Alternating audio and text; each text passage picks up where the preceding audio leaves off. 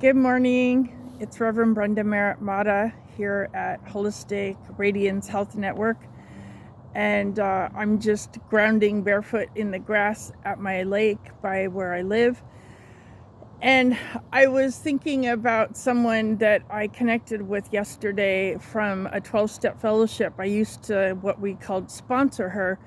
And that meant that I was, I guess, basically, for lack of a better word, a mentor. I helped her work through the 12 steps and helped her understand what the 12 steps meant and all that kind of thing. And, I was noticing the differences I think I've had 15 sponsees over the decades in 12-step fellowships. And I was noticing the differences and successes and not so much successes and things with actually working the 12 steps, and how there were certain sponsees that stuck out to me, including myself, that not me, I wasn't my sponsee, but I was the same way. I noticed that there were some that stuck out to me this morning that specifically were very questioning in nature when it came to the whole power over concept that 12-step model, Newtonian type physics teaches. And like in the first step, you're powerless over whatever it is, and your life has become unmanageable. And then in the third step, you turn your will and your life over to the care of God as you understand Him.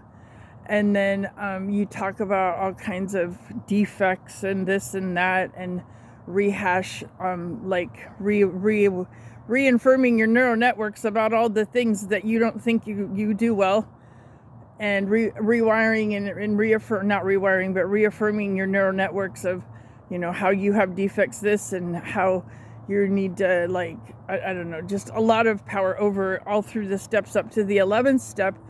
And then you pray for the willingness to just find the will of your God and let go of all control of knowing, how does it say, sought through prayer and meditation to improve our conscious contact with God as we understood God, praying only for the knowledge of His will for us and the power to carry that out.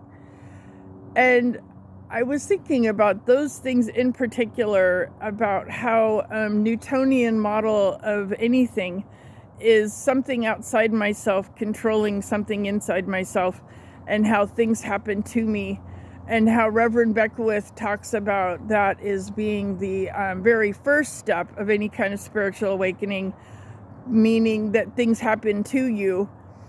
And so, like, the universe happens to you and you really have no control. You just surrender and let it have power over you.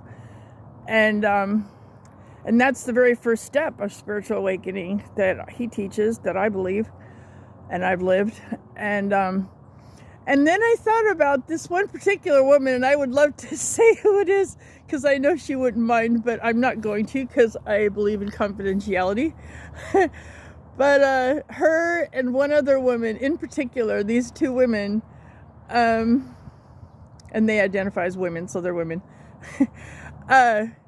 So they stuck out to me the most, and they questioned everything about any of that kind of thing the most.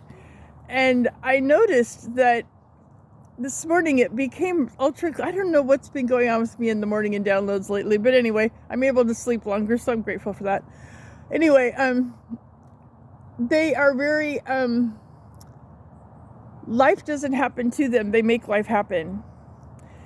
And they attune to the spiritual universe, and they match their will with watching and following synchronicities, if you will, because synchronicities are paths of seemingly coincidences that fall in line, but they actually let you know that you're on the right track. And this woman in particular, I'm going to say it's the juggling woman. I can say that much. That's not her real name. Anyway, the juggling woman, she's so much like that. And she's such a fiery free spirit. and nothing could stop her. She was unstoppable, unlimited, and I'm super excited because she said she's going to do the meditation and making mind movie magic workshop with me. And I can't wait to see her mind movie because, like, so back to the whole thing is that, so quantum science is, we create the effect, we cause the effect, we are the creators that match our will with infinite mind, God, whatever you want to call it. And we come from knowing that we did that. And we come from knowing that we have our own inner healer, our own inner alchemist, our own inner mystic, our own divinity. We are divinity. We come from the one divinity. And furthermore, it's not just a spiritual woo-woo thing anymore. Quantum science has actually proven it. And like the major thing that I noticed this morning about the 7-step, 6 steps, 7-step, 4-step, all the steps in between. I don't mean to be rude or anything, but it's just a huge epiphany since I've been going to 12 steps since '89. And, they pride themselves in brainwashing you every brain needs a washing once they've been through what they went through. But anyway, so back to this, so the character defects and listing all your character defects and listing all the things you're resentful for. And I thought about the quantum experiment they did that's mind-blowing to this day for me. I don't know how they figured out that the particle wasn't being observed, but anyway, so the quantum experiment that I'm talking about that's very famous is when a particle is observed, it comes from nowhere and becomes something, and seemingly nowhere. And then when it stops being observed, it disappears. So it makes sense then that if you quit putting your focus on things that are not serving you, and if you quit putting your focus on things that are limiting, except to remember not to remember them and do them, then it makes sense that they would just disappear. So I ask you, would it not make more sense then to introduce ourselves as the super cosmic geniuses we are? And when we meet somebody that's extremely obviously having the appearance and the illusion of deep pain and deep brokenness, does it not make more sense then to lift them up by helping them recognize their inner alchemy and their inner healer and their inner divinity and wake that up in them, rather than, oh, you are powerless, you do need to surrender, you are so unmanageable. Like, even just saying those words in comparison, it changes my energy flow. I can feel it. I'm very, very, very empathic before ever doing Dr. Joe's work. Now it's like with the metacognition and the control of my epigenetics for 90% of the day usually, if not more. And anybody that knows what I've been experiencing in life as lessons and gifts lately will know that that's pretty amazing to be able to maintain a state of elevated emotion and uplifted thoughts and behaviors for about 90% of the day is pretty miraculous, even on a good day for anyone that's not having some life experiences that are challenging to find gifts and lessons in. So I ask you then, should we have the surrender to allow something to control our will and to control anything about us and just let go and be powerless? Or does it make more sense to have an expanded knowledge of not just spiritual awakening, as Dr. Reverend Michael Beckwith talks about in his book, Life Visioning? So the second awakening of the spirit in that book is people wake up and notice that they can make some life happen for them. And it comes from, instead of to them, it happens for them.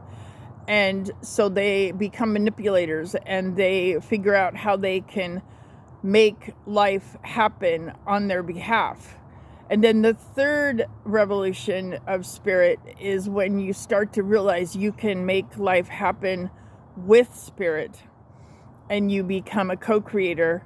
And then the very ascended, most highest level is to be able to allow pure spirit to work through you and function through you and just absolutely open up. And, you know, some may say that that's what the 11th step means. I disagree, because when I go into the quantum field and I tune into the frequencies of what I want, I am creating those with my inner wisdom, my inner alchemist, my inner healer, my inner divinity that is an individualized expression of me, through me, to me, as me, for me, from me, all around me. And that is me. That is my individual expression. I am not giving up anything other than to tune into the frequency and then open up my heart with completely elevated emotions that I try my best to maintain all day long. So I'm more of a magnet, which, by the way, HeartMath Institute has discovered that our heart is the most powerful magnet that they've ever discovered. So when you open up your heart, it magnetizes what those frequencies are that you're tuning into. And the more you can keep your heart open and the more you can focus on that frequency, the easier it is for the universe to organize it in such a miraculous way. Trust me, it's mind-blowing. And you know, my my biggest challenge lately, and anybody that knows me will attest to this, my biggest challenge lately is to allow things to settle from 5D into 3D slow enough so it can organize more miraculous than it already is. And like the other day, 2 of my lifelong dreams came true in less than 20 minutes, and 2 minor ones that were decades long had come true in those same 20 minutes. So like 4 freaking miracles in 20 minutes. And I think that was about 2 weeks ago, and I'm still trying to settle and let the universe organize it in such miraculous ways. And every time I turn around, there's, oh, that happened, and that happened. So, you know, I have to say that this chica, this dragon-blooded mama, I'd been going to 12-step programs for, I don't know how long, 89, so 99, 2009, 2019. So 34 years. Never once had I ever experienced bliss.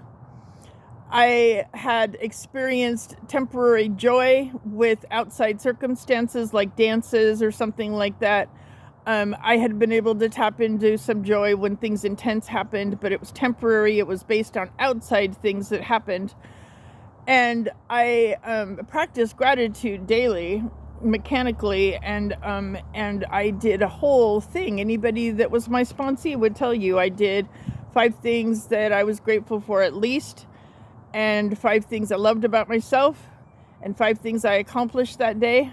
And that was my routine for years in Nicotine Anonymous as the World Services Outreach Coordinator. And I had 12 sponsees, and most of us did it together in a WhatsApp group. And I can tell you now that doing Dr. Joe's work now in 7 months and being a member of Agape International Spiritual Center since August of 2022 and learning the power of tears of gratitude from Belinda Bloom, my mentor that's a master linguistic programmer and an advanced student of Tony Robbins and Joe Dispenza. She's a transformational strategist, and I've been doing a lot of Breaking the Habit of Being Yourself programs with her, where we meet once a week and are accountable for our meditations and stuff. And then I've done some personal one-on-one mentoring with her that's been put on hold because I have too much other stuff that's amazing going on. But she taught me the tears of gratitude secret, and now I can work myself up into tears of gratitude just by feeling gratitude energy within 30 seconds. And I'm telling you what, gratitude frequency has been tested. It is, I think it's 548 hertz of frequency, like unreal frequency level. And I am proud and grateful to live a lifestyle of gratitude. And what I mean by that is when I find myself falling away from feeling gratitude in life for any reason, doesn't matter, I tune myself into feeling gratitude. And if I have to, I bring up a scenario where I'm grateful for it. Usually I can just do the gratitude frequency because I'm so attuned to it. And it's been scientifically proven that you cannot have any negative feelings or emotions or behaviors or attitudes when you have the frequency of gratitude within you and all around you. And when you cry tears of gratitude, it also releases cortisol, which is the stress hormone, survival hormone from stress. And so, and it increases the frequency. I'm not sure the science. I would have to ask Belinda again. But anyway, that's enough out of me. Another 15-minute blog on the video. I love you guys. And this is my heaven right now. And thanks to Everett Housing Authority and Journey Housing and Payee Services, Diana Stanbridge and Charity Renville and Housing Hope just did an interview on me. So like, this is my sanctuary, and I'm going to school full time now, and I am creating my social media network for holistic health right now called holisticradiancehealthnetwork.net. And I've noticed people have been visiting it. It's still a blank WordPress site. Sorry, guys. You can find us on Facebook group, though. I have several Facebook groups. The main one is Holistic Radiance Health Network. And I have a whole food, plant-based, no oil education and support plant pure pod. It's self-explanatory in the title. And I'm a contracted pod leader for worldwide plantpurecommunities.org. And I'm contracted to follow the culinary philosophy of theirs, which I miles beyond exceed that in my own plantricious lifestyle. So yeah, I keep that safe and secure in that group. And we learn about no oil, whole food, plant-based meals and all kinds of stuff, and got all kinds of fundraising events, planning and stuff. But that's kind of been a not thing happening because most people are there to have education. And so I haven't even been able to have anybody come to the pod leader meeting yet. So we'll talk about that. And then Dr. Joe sites are Change Your Energy, Change Your Life meditation support group. We are supernatural. Thank you, Dr. Joe Dispenza. And I have a group called We Are the 1% Revolution Now, based on the findings that Greg Braden discovered and reported on in his documentary, talking about how it only takes 1% of the population of humanity to bring about a perpetual and permanent human revolution. So that's what that group's about, and that's brand new. It doesn't even have 30 members on it, but I am one of the 1%. And like Reverend Beckwith says, once you become aware and awake and know, you cannot ever unknow.